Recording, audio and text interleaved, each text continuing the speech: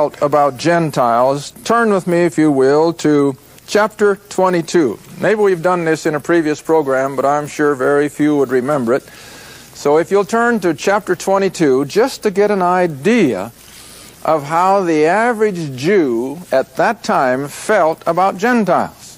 Now you want to remember, the Jews were steeped in all this.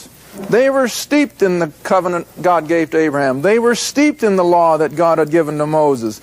And even though they didn't understand much of it, yet they did realize that they were a chosen covenant people and that the Gentiles had no part in that relationship. All right, now in chapter 22 of Acts, if you'll come down to verse 17, where Paul, as we now call him, is addressing again a tremendous Jewish crowd there in Jerusalem.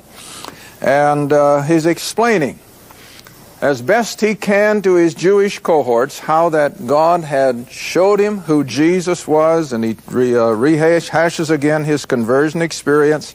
And now he comes down to verse 17 and he says, "And it came to pass that when I was come again to Jerusalem, even while I prayed in the temple, I was in a trance. And I saw him," that is Jesus, "saying unto me, Make haste, get thee quickly out of Jerusalem, for they, the Jew, will not receive thy testimony concerning me."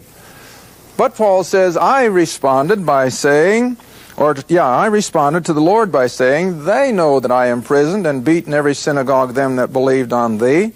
And when the blood of thy martyr Stephen was shed, I also was standing by and consenting unto his death, and kept the raiment of them that slew him.